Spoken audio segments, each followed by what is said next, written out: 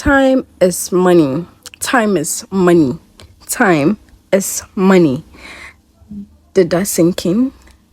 Do you agree? Now that we've established that, what if I told you that by the end of the next 3 years, you could lose over 90 full days of your life doing absolutely nothing? Just standing there and waiting for transport, not working, not building a business, not spending time with family, not learning a new skills, absolutely doing nothing. If you are being paid per hour, 90 days, calculate it. How much is it?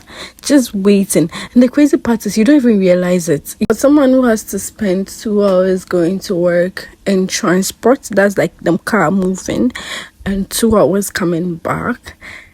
And let's not talk about the extra hours I have to wake up early to make sure that I meet the transport and not get late. I want to explain to you I think getting a car is no longer a liability. I don't know how we got into this video, but if we are really talking about money, let's talk about it properly, because my eyes are opening to a lot of things, and this is lifestyle. This is something my eyes are getting open to. I really want to understand the whys and the what can I do about it? What can you do differently?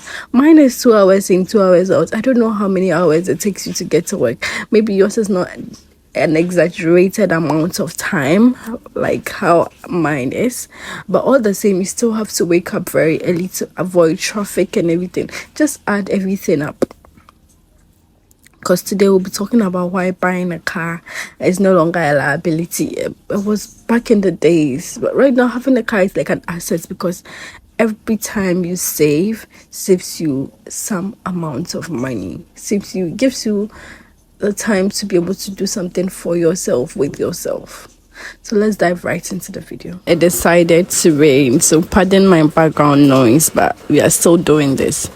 Let's do the math together. If I'm doing 2 hours in, 2 hours out every day, that's four hours per day, right? And that's 4 times 365 days. That's 1,460 hours every single year.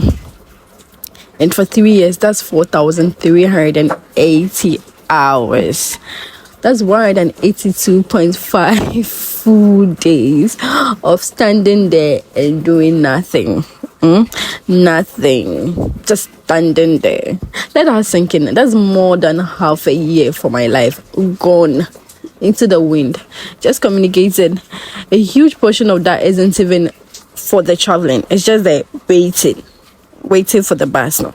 Let's just imagine I cut this whole journey into half. I'm back to traveling just 2 hours every day. I don't have to wake up super early. I don't have to fight with other passengers over a car. What can I do with these extra hours I have to myself? I can start a side hustle. I can learn something new. I can spend time with friends and family. The whole you don't call me, it will come to an end. I can take on more clients. And that's just me having to buy back my time. That's just me buying back my time. I know that most of us think the real cost of like public transportation is the fare you are paying.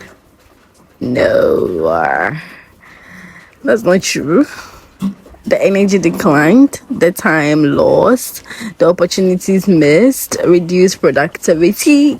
Oh, you know you are tired. By the time you fight off 3 or 4 people, oh, you know you're exhausted. Even by the time you sit in that car to come back home, you know. And tomorrow, guess what? You repeat the cycle again and again and again. So what's my conclusion in all this? Well, I'm not saying that everybody should rush out to buy a car, but I think we should all have a mindset shift that having a car is no longer like a liability. I know the road maintenance and all of that. Hey, it's more. I have a friend. Everything is be a car mechanic, but that's besides the point. What I'm saying is, let's stop looking at the purchase price. Let's start looking at the value we get from our time.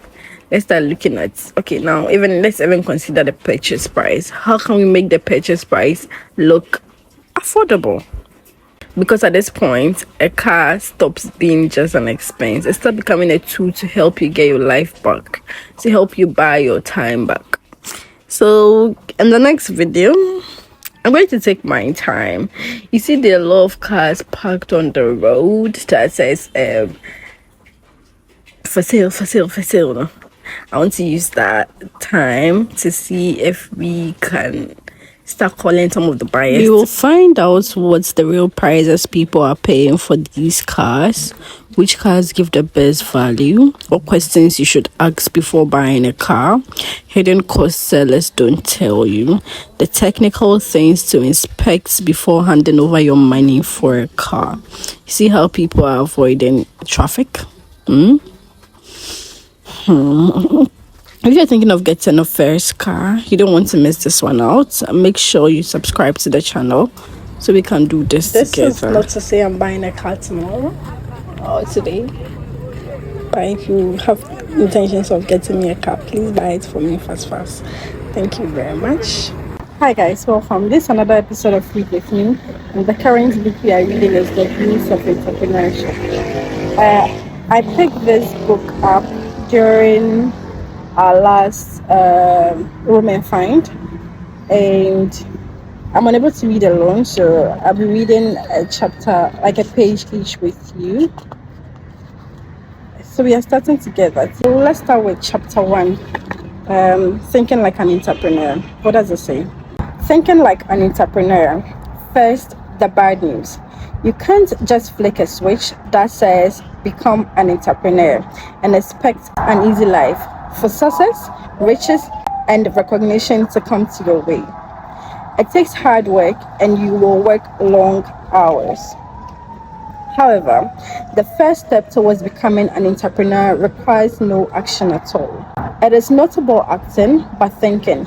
You need to prepare yourself for the entrepreneur journey by learning to think like one. So first, understand that you must have passion for what you do and enjoy the business of being in business. 2, to retain your brain to get used to the sometimes uncertain life of being your own boss. And 3, to realize that you need to make mistakes to learn what works and what does not.